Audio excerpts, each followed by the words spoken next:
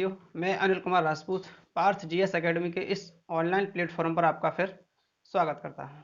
जैसा कि हमने संविधान की श्रृंखला प्रारंभ की थी, आज उसी को पुनः कंटिन्यू करते हैं।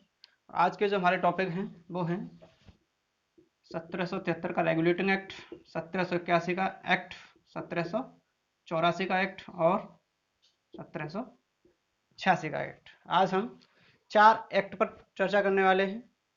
तो सबसे पहले जो चर्चा होगी वो होगी 1773 के रेगुलेटिंग एक्ट पर। तो 1773 के रेगुलेटिंग एक्ट को पढ़ने से पहले हम एक नज़र 1726 के अधिनियम पर भी डाल लेते हैं। 1726 का अधिनियम, ठीक है ना। तो 1726 का अधिनियम मैंने पिछली वीडियो में भी बताया था कि इस अधिनियम के तहत मोहम्मद शाह रंगीला ने अंग्रेज़ों के लिए बंगाल की, बिहार की और उड़ीसा की दीवानी प्रदान की थी।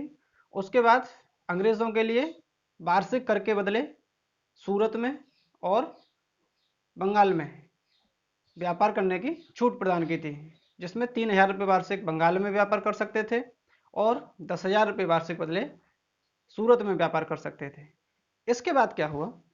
इसके बाद ये हुआ कि जो 1726 है, 1726 से पहले कंपनी के लिए जो नियम बनाती थी वो इंग्लैंड में एक संस्था कार्य कर रही थी जिसका नाम था BOD। लेकिन 1726 के बाद 3 प्रेसिडेंसियों को अलग अलग नियम बनाने की अनुमति दे दी गई। देखते हैं 1726 का अधिनियम। 1726 का अधिनियम क्या कहता है? कौन लेके आया था? तो मोहम्मद शाह रंगीला लेके आया था। मोहम्मद शाह रंगीला ने क्या किया था? बंगाल की, बिहार की और उड़ीसा की दीवानी किसको दे दी थी? अंग्रेजों को दे दी थी। उसके बाद क्या हुआ? अंग्रेज बंगाल में 3,000 रुपये वार्षिक और सूरत में 10,000 रुपये वार्षिक कर के बदले क्या कर सकेंगे? व्यापार कर सकेंगे। इसके बाद क्या हुआ कि 1726 से पहले 1726, इसके बाद की बात करेंगे और इसके पहले की बात करेंगे।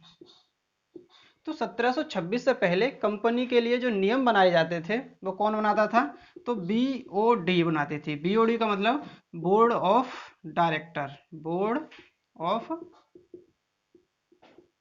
डायरेक्टर बनाती थी। ये कहाँ पर थी? तो ये इंग्लैंड में कार्य कर रही थी। कहाँ पर कार्य कर रही थी? इंग्लैंड में कार्य कर रही थी। लेकिन 1726 के बाद, 1726 के बाद क्या हुआ? इसके बाद Bengal presidency, Bengal presidency, Mumbai presidency और मद्रास प्रेसिडेंसी। मद्रास मतलब चेन्नई वाला पार्ट, ठीक है ना। तो बंगाल प्रेसिडेंसी के लिए, मुंबई प्रेसिडेंसी के लिए और मद्रास प्रेसिडेंसी के लिए नियम बनाने की अनुमति दे दी गई। ये प्रेसिडेंसियां अपने लिए नियम बना सकती थी। इसमें कौन कौन नियम होता था नियम बनाने के लिए? तो प्रत्येक प्रेसिडेंसी में एक गवर्नर होता था, एक गवर्नर होता था और 3 अन्य सदस्य होते थे। मतलब कुल मिलाकर के 4 व्यक्ति होते थे, जिसमें से एक गवर्नर और 3 अन्य सदस्य होते थे। इसको हम क्या कहते थे? तो इसको हम कहते हैं प्रांतीय गवर्नर और उसकी परिषद कहते हैं, ठीक है ना। तो इसके बाद हम पढ़ेंगे 1726 का अधिनियम। किसका अधिनियम? सॉरी, 1726 के बाद किसका पढ़ेंगे हम? 1773 का अधिनियम। और आज की जो क्लास है वो किसी भी लेवल का पेपर हो उसकी दृष्टि से बहुत ही महत्वपूर्ण है, क्योंकि आज हम पढ़ने वाले हैं 1773 का रेगुलेटिंग एक्ट। उसके बाद जो हम पढ़ेंगे वो पढ़ेंगे 1781 का एक्ट ऑफ सेटलमेंट। उसके बाद 1784 का पिट्स इंडिया एक्ट। तो सबसे पहले हम बात करते हैं रेगुलेटिंग एक्ट। रेगुलेटिंग एक्ट कब पारित हुआ था? तो 1773 में पारित हुआ था। हुआ क्या था? इस समय जो ब्रिटेन में सरकार है, इस समय जो ब्रिटेन में सरकार है वो किसकी है? तो लॉर्ड नॉर्थ नाम का एक व्यक्ति है और दूसरा एक व्यक्ति है जिसका नाम है लॉर्ड फॉक्स। क्या नाम है? Lord Fox. तो इस समय ब्रिटिश संसद में लॉर्ड नॉर्थ की और लॉर्ड फॉक्स की मिलीजुली सरकार कार्य कर रही है। तो लॉर्ड नॉर्थ ने क्या किया? एक गुप्त समिति बनाई। क्या बनाई? एक गुप्त समिति बनाई। इस गुप्त समिति की सिफारिश पर एक अध्यादेश जारी हुआ अथवा एक विधेयक पारित हुआ, इसको क्या कहा गया? रेगुलेटिंग एक्ट कहा गया। रेगुलेटिंग एक्ट का मतलब होता है संचालन अधिनियम। क्या अधिनियम? संचालन अधिनियम। मतलब भारत में जो भी गतिविधियां हो रही हैं उनका संचालन कैसे किया जाए। तो ये जो कब आया है? तो 1773 में आया है। तो हम बात करते हैं इसके महत्वपूर्ण पहलुओं की कि इस एक्ट के द्वारा भारत में क्या क्या हुआ था। तो सबसे पहले क्या हुआ इस एक्ट के द्वारा? 1726 में क्या हुआ था? बंगाल प्रेसिडेंसी, मुंबई प्रेसिडेंसी और मद्रास प्रेसिडेंसी अपने आप में अलग अलग नियम बना सकते थे, लेकिन 1773 के एक्ट के द्वारा यह कहा गया कि मुंबई प्रेसिडेंसी, मुंबई प्रेसिडेंसी और मद्रास प्रेसिडेंसी, मद्रास प्रेसिडेंसी, इन दोनों प्रेसिडेंसियों को किसके अंडर में कर दिया गया? तो बंगाल प्रेसिडेंसी के अंडर में कर दिया गया, को बंगाल प्रेसिडेंसी के अंतर्गत कर दिया गया। ये इसका पहला फैक्ट था कि पहले तीनों प्रेसिडेंसियां अपने अपने लिए अलग नियम बनाती थी, लेकिन इस एक्ट के द्वारा बंगाल प्रेसिडेंसी अपने लिए तो नियम बनाएगी ही बनाएगी, लेकिन उसके साथ साथ मुंबई प्रेसिडेंसी के लिए भी और मद्रास प्रेसिडेंसी के लिए भी नियम कौन बनाएगा? बंगाल प्रेसिडेंसी बनाएगी। ठीक है ना। दूसरा जो फैक्ट क्या हुआ? दूसरा फैक्ट ये हुआ कि इस एक्ट के द्वारा जो बंगाल का गवर्नर है, जब प्लासी का युद्ध हुआ था 23 जून 1757 को, उसमें रॉबर्ट क्लाइव जीता था। तो जब रॉबर्ट क्लाइव ने युद्ध जीता था उसके बाद बंगाल का जो पहला गवर्नर बना था वो बना था रॉबर्ट क्लाइव। तो इस एक्ट के द्वारा बंगाल के गवर्नर जनरल को बंगाल के गवर्नर को बंगाल का क्या बना दिया? गवर्नर जनरल बना दिया। तो इस एक्ट के द्वारा बंगाल के गवर्नर को क्या बना दिया गया? बंगाल का गवर्नर जनरल बना दिया गया। ठीक है ना। तो एक हम देख लेते हैं कि बंगाल का पहला गवर्नर कौन है। तो बंगाल का जो पहला गवर्नर है वो है रॉबर्ट क्लाइव। लेकिन 1773 में जो गवर्नर था, तो बंगाल का अंतिम गवर्नर कौन है? ऐसे परीक्षाओं में प्रश्न हमेशा पूछे जाते रहते हैं। तो बंगाल का अंतिम गवर्नर और बंगाल का प्रथम गवर्नर जनरल, अरे जो गवर्नर है बंगाल का उसको क्या बना दिया गया? बंगाल का गवर्नर जनरल बना दिया गया। तो जो व्यक्ति इस पद पर होगा उसी पद को क्या कर दिया गया? प्रमोट कर दिया गया। तो इस समय जो गवर्नर है वो कौन है? Warren Hastings. वारेन हेस्टिंग्स 1773 में बंगाल का गवर्नर था, जिसके लिए क्या कर दिया गया? प्रमोट करके गवर्नर जनरल बना दिया गया। ठीक है ना। तो बंगाल का जो अंतिम गवर्नर है वो कौन है? वारेन हेस्टिंग्स है। और जो बंगाल का पहला गवर्नर होगा वो कौन होगा? वारेन हेस्टिंग ही होगा, क्योंकि इसी पद का क्या कर दिया गया? प्रमोशन कर दिया गया। उसके बाद क्या हुआ? तो आप चाहें तो इसकी सुन ले सकते हैं। उसके बाद क्या हुआ? तीसरी हम बात पढ़ेंगे इसकी। तो तीसरी बात में बंगाल के लिए अथवा कलकत्ता में एक सुप्रीम कोर्ट की क्या की गई? स्थापना की गई। जो सुप्रीम कोर्ट था वो सिर्फ कलकत्ता वाले क्षेत्र के लिए अथवा जो बंगाल प्रेसिडेंसी है जिन जिन के लिए नियम बना रही है उन्हीं क्षेत्रों के लिए था। तो एक प्रकार से क्षेत्रीय न्यायालय था, मतलब ज़्यादा बड़ा नहीं था। कैसा था? क्षेत्रीय न्यायालय था। लेकिन इसकी स्थापना कब हुई? तो 1774 में क्या हुआ?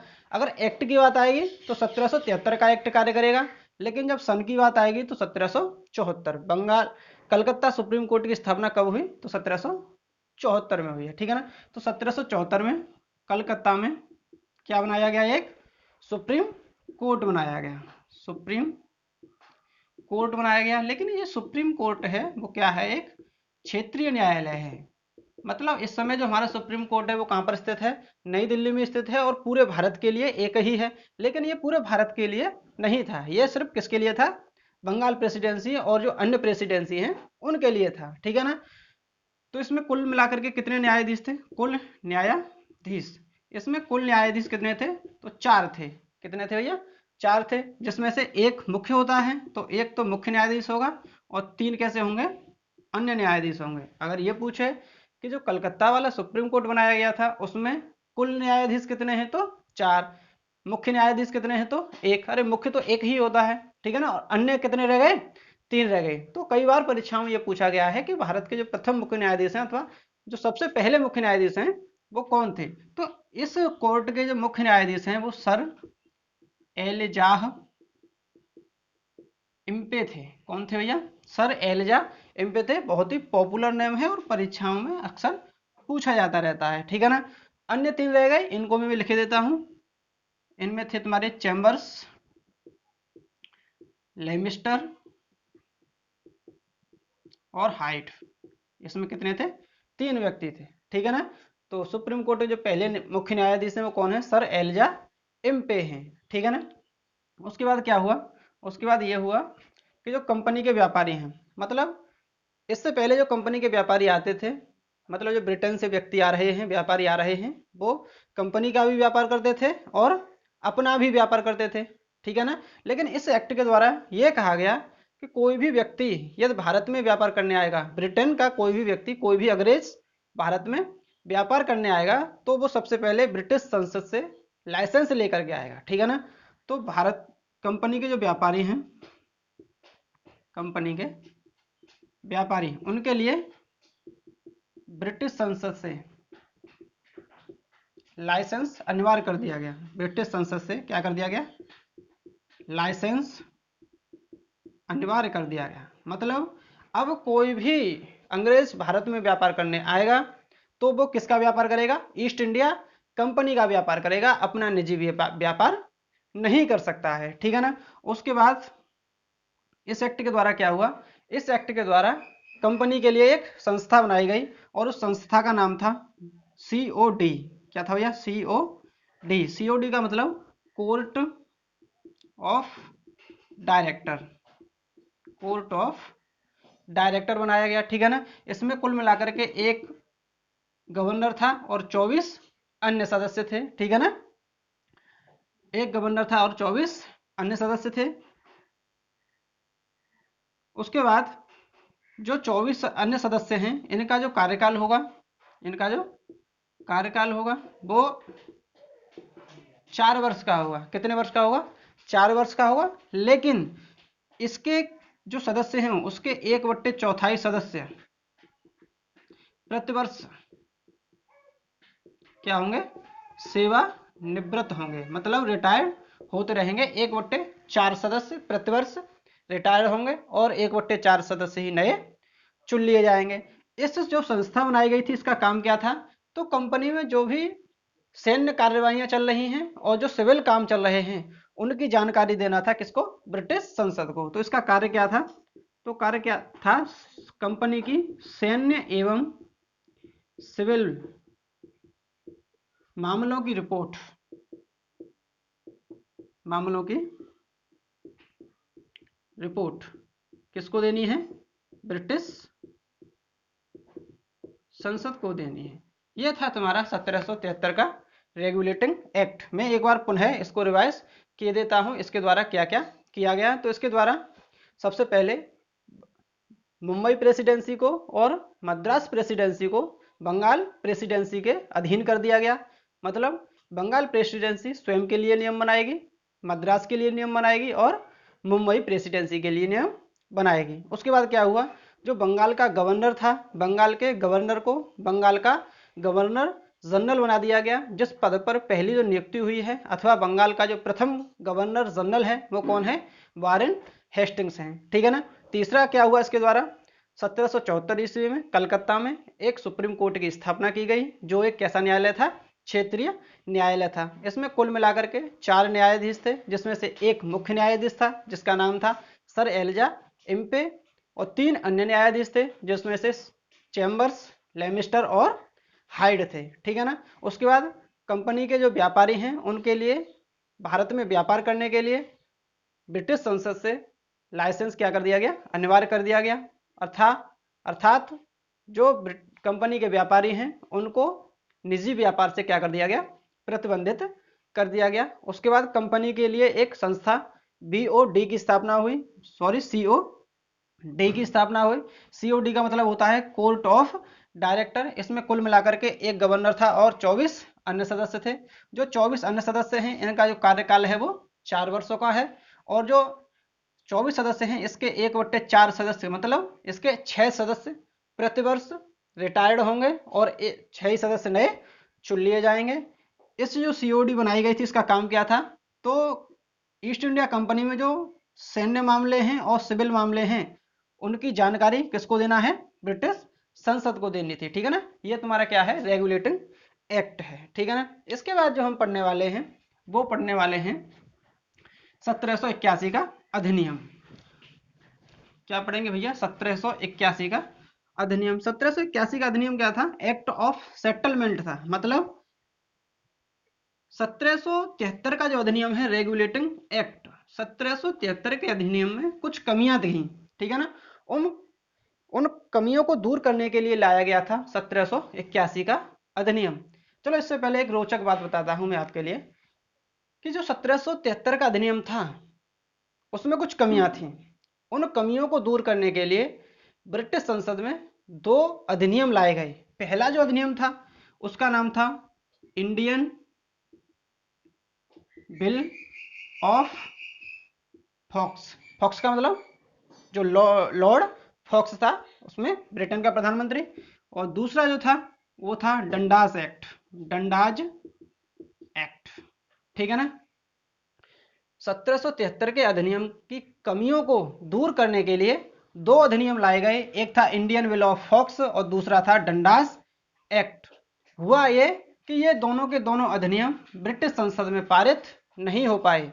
जब भी कोई भारत में अधिनियम आता था तो सबसे पहले वो ब्रिटिश संसद में पेश किया जाता था, उसके बाद ब्रिटिश संसद में पारित किया जाता था। जब वो पारित हो जाता था तभी हमारे भारत में लागू हो पाता था। लेकिन ये दोनों अधिनियम ब्रिटिश संसद में पारित नहीं हो पाए।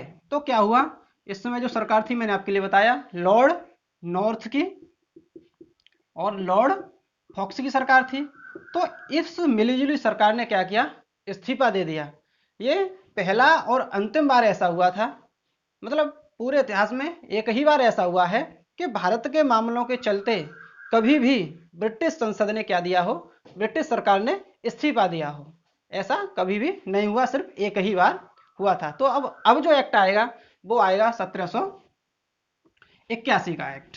किसका आएगा भैया, 1781 का एक्ट, 1781 का एक्ट। और इसको हम कहते हैं act of settlement, act of settlement,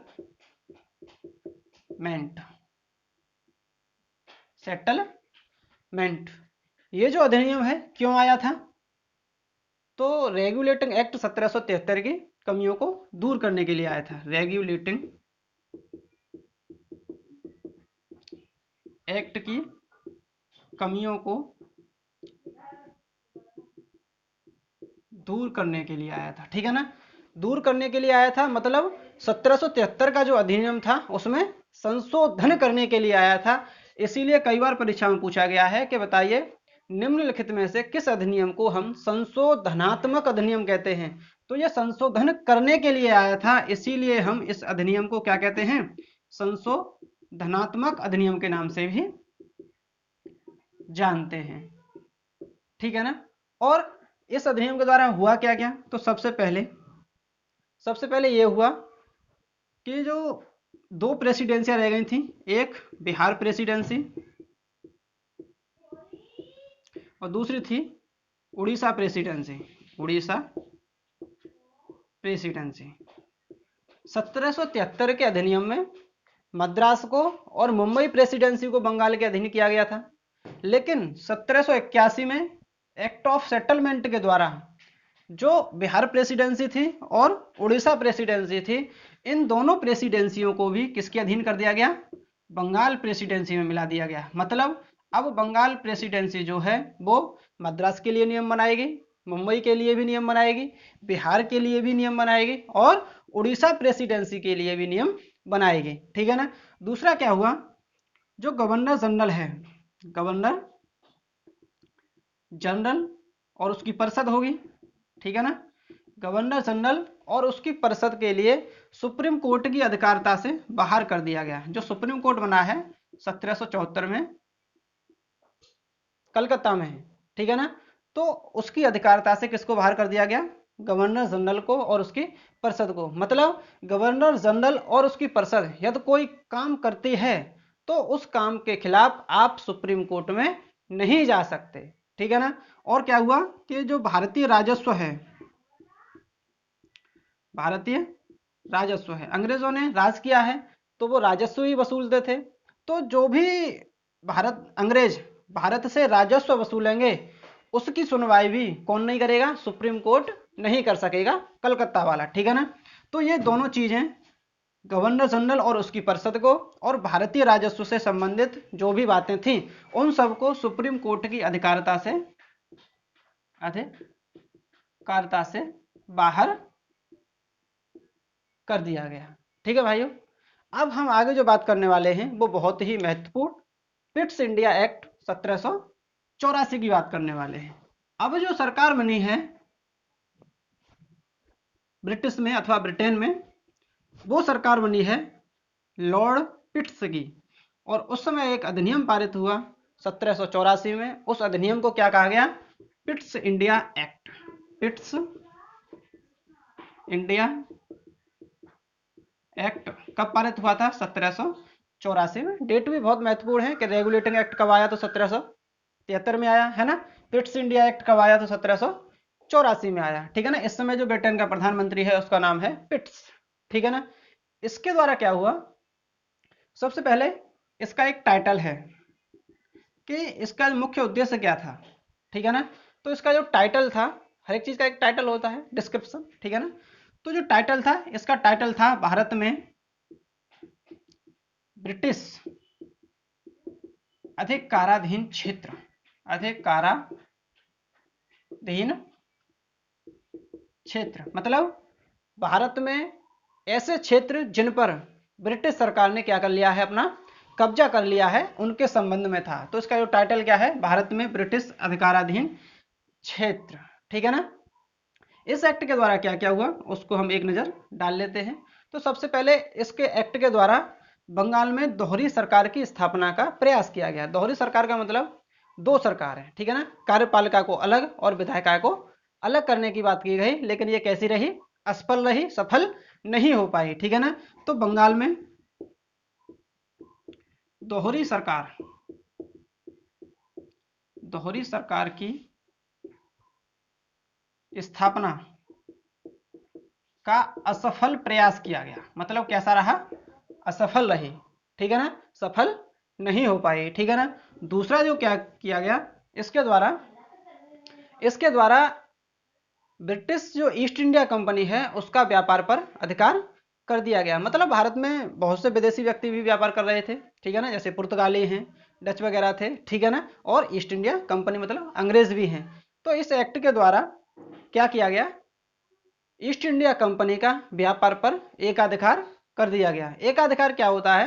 कि ऐसा क्षेत्र जिस पर सिर्फ एक ही व्यक्ति की हुकूमत हो। मतलब यदि आपके लिए संविधान पढ़ना है अथवा जीएस पढ़नी है तो संविधान सिर्फ और सिर्फ मैं ही आपके लिए पढ़ा सकता हूं। तो ये मेरा क्या होगा?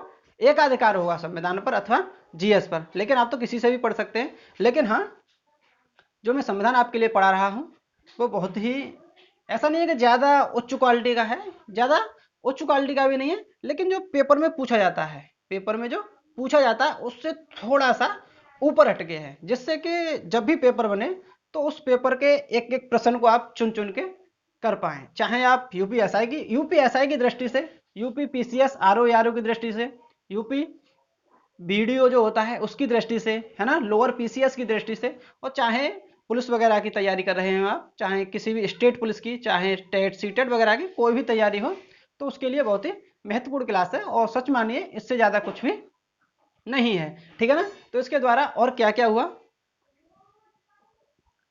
तो कंपनी का व्यापार पर एकाधिकार कर दिया गया। क्या कर दिया गया? एकाधिकार कर दिया गया। ठीक है ना, कि भारत में जो ब्रिटिश अधिकाराधीन क्षेत्र हैं, जो जहां पर ब्रिटेन का अधिकार है, उन अधिकारों पर सिर्फ ईस्ट इंडिया कंपनी ही व्यापार करेगी और कोई भी विदेशी व्यक्ति वहां पर व्यापार नहीं कर सकता। उसके बाद एक और संस्था बनाई गई जिसको हम कहते हैं बीओसी। क्या बनाई गई?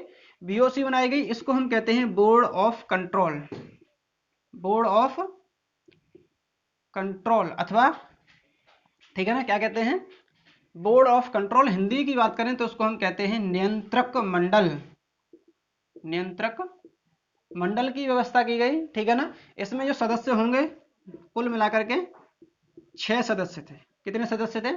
6 सदस्य थे। मतलब अब तक भारत में जो गवर्नर जनरल हो अथवा गवर्नर हो, उसकी जो नियुक्ति होती थी वो कौन करता था?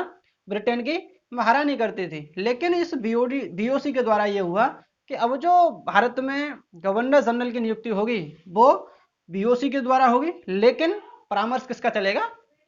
महारानी, जो ब्रिटेन की महारानी होगी उसके परामर्श से चलेगी, लेकिन नियुक्ति कौन करेगा? तो बीओसी ही करेगी। ठीक है ना। उसके बाद क्या हुआ? चौथा नंबर, जो कंपनी के व्यापारी हैं, कंपनी के जो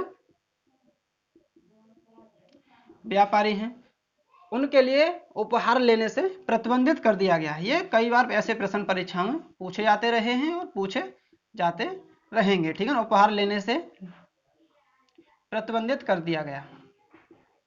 मतलब जो कंपनी के व्यापारी हैं, इस समय हमारे यहाँ पर राजा महाराजा थे, अभी तो मुगल काल भी चल रहा है। ठीक है ना, तो जो राजा थे तो राजाओं के दरबार में कंपनी के व्यापारी चले जाते थे। अब कंपनी के व्यापारी दरबार में जाएंगे तो जो दरबारी में जो राजा वगैरह होंगे, ठीक है ना, उनका कोई कार्य होगा तो वो थोड़ी सी गिफ्ट दे करके काम करवा लेते थे। ठीक है ना, तो इस एक्ट के द्वारा कोई भी कंपनी का व्यापारी किसी भी भारतीय व्यक्ति से अथवा भारतीय राजा से क्या नहीं लेगा? उपहार नहीं लेगा। ठीक है ना। उसके बाद जो कंपनी के व्यापारी हैं, 5 नंबर क्या हुआ? जो कंपनी के व्यापारी हैं उन पर जो मुकदमा चलाया जा सकता है, अथवा कोई भी व्यक्ति ऐसा है जो ईस्ट इंडिया कंपनी के रूल को फॉलो नहीं करता है, ब्रिटिश का है और कंपनी का कार्य कर रहा है, ठीक है ना, तो वो कोई अगर गड़बड़ करता है, कोई भी उल्लंघन करता है, ठीक है ना, जैसे उपहार ले लिया मना करने के उपरांत भी, तो उस पर जो मुकदमा दायर किया जाएगा वो सिर्फ ब्रिटिश न्यायालय में किया जाएगा। मतलब उसके लिए हम भारत में जो सुप्रीम कोर्ट है उसमें वो मुकदमा नहीं लड़ सकता। कहाँ उसका मुकदमा चलेगा? तो ब्रिटिश न्यायालय में ही उसकी सुनवाई की जा सकेगी। ठीक है ना। 5 पॉइंट ये हो गए। ठीक है ना। उसके बाद क्या हुआ? इस एक्ट के तहत ये हुआ कि जो गवर्नर जनरल है, गवर्नर जनरल को ये शक्ति दे दी गई कि वह किसी भी राज्य की सरकार को क्या कर सकता है? बर्खास्त कर सकता है जो ब्रिटिश अधिकाराधीन क्षेत्र में हो। कोई भी सरकार कार्य कर रही हो, कोई भी राजा हो, उसको तुरंत ही हटा सकता है। लेकिन अगर उसे किसी भी नए राज्य की स्थापना करनी होगी अथवा किसी अन्य राज्य से क्या करनी होगी, उसके लिए संधि करनी होगी, तो उसको सबसे पहले सीओडी से क्या लेनी होगी? अनुमति लेनी होगी। लेकिन किसी भी राज्य की सरकार को क्या कर दिया गया? किसी भी राज्य की सरकार को बर्खास्त करने का अधिकार दे दिया गया। किसको? गवर्नर जनरल को दे दिया गया। ठीक है ना। इसके बाद जो इसका 7वां पॉइंट है वो ये है कि ब्रिटेन में एक न्यायालय का गठन किया गया जिसे हम कहते हैं प्रीवी काउंसिल न्यायालय। किसका गठन किया गया? 1784 ईस्वी में। तो प्रीवी काउंसिल न्यायालय, इस प्रीवी काउंसिल न्यायालय का गठन कहाँ पर किया गया है? तो लंदन इंग्लैंड में किया गया था। ठीक है ना। कितने सदस्य थे इसमें? तो कुल मिलाकर के 13 सदस्य अथवा 13 न्यायाधीश थे। अच्छा, ठीक है ना। कार्य क्या था इसका? तो इसका कार्य था कि जो कलकत्ता में बड़ी घटनाएं घटित होती हैं ये उनकी सुनवाई करेगा, और जो छोटी घटनाएं हैं उनकी सुनवाई कलकत्ता सुप्रीम कोर्ट करेगा, जो 1774 में बना था। ठीक है ना। इसके द्वारा क्या हुआ कि जो कलकत्ता हाई सुप्रीम कोर्ट था उसके लिए उस सुप्रीम कोर्ट से हाई कोर्ट बना दिया गया, अर्थात तो उसकी अधिकार क्षेत्र में क्या कर दी गई? कमी कर दी गई। ठीक है ना। तो प्रीवी काउंसिल न्यायालय का गठन किसके द्वारा हुआ है? तो पिट्स इंडिया एक्ट 1784 के द्वारा हुआ है।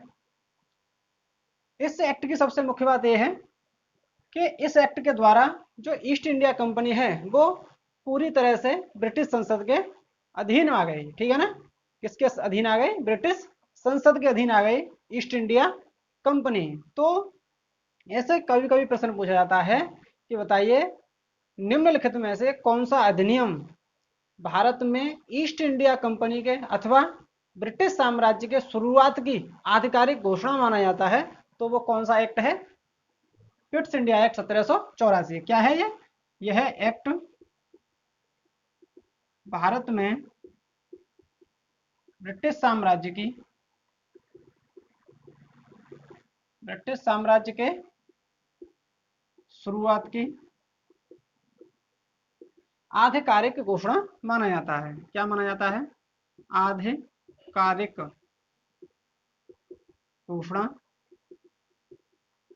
माना जाता है। ठीक है ना, तो ये था तुम्हारा पिट्स इंडिया एक्ट 1784। उसके बाद जो हम पढ़ने वाले हैं वो पढ़ने वाले हैं 1786 का अधिनियम। आज का जो लास्ट टॉपिक है उसका नाम है 1786 का अधिनियम। तो क्या कहता है 1786 का अधिनियम? 1786 का अधिनियम, ठीक है ना। तो इसके द्वारा क्यों लाया गया था ये? तो ये जो अधिनियम है पिट्स इंडिया एक्ट 1774 की कमियों को दूर करने के लिए लाया गया। पिट्स इंडिया एक्ट 1784 की कमियों को दूर करने के लिए लाया गया था। ठीक है ना। इसके एक्ट के द्वारा क्या क्या हुआ? तो जो गवर्नर जनरल था, कौन था? Governor general. गवर्नर जनरल को इस एक्ट के द्वारा क्या बना दिया गया? प्रधान सेनापति बना दिया गया। क्या बना दिया? प्रधान सेनापति। ठीक है ना। जो सैन्य शक्तियां थी ईस्ट इंडिया कंपनी की वो पूरी तरह से किसको दे दी गई? गवर्नर जनरल को दे दी गई। दूसरा क्या हुआ? जो प्रांतीय गवर्नर और परिषद थी, प्रांतीय गवर्नर की परिषद थी,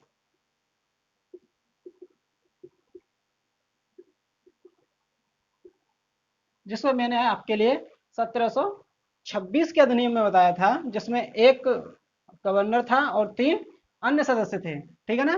तो इस परिषद को अपने बहुमत की उपेक्षा करने का अधिकार दिया गया।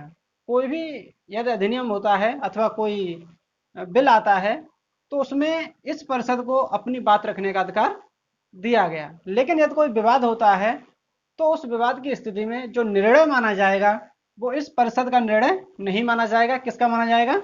गवर्नर जनरल का निर्णय माना जाएगा। ठीक है ना। तो प्रांतीय गवर्नर व उसकी परिषद को अपने बहुमत की उपेक्षा करने का अधिकार दिया गया। उपेक्षा करने का अधिकार दिया गया। अधिकार दिया गया। ठीक है ना। लेकिन यदि कोई विवाद उत्पन्न होता है तो विवाद की स्थिति में किसका निर्णय माना जाएगा? गवर्नर जनरल का निर्णय मान्य होगा। ठीक है ना। तो ये है 1786 का अधिनियम। ठीक है ना। तो आज का हमारा टॉपिक यहीं पर खत्म होता है। यदि आपके लिए वीडियो अच्छा लगा तो वीडियो को लाइक करें, कमेंट करें, और कोई आपका सुझाव है तो वीडियो में कमेंट में आप लिख सकते हैं। ठीक है ना। और इस वीडियो को ज़्यादा से ज़्यादा शेयर करें, सब्सक्राइब करें और बेल आइकन दबाना ना भूलें। थैंक यू, धन्यवाद।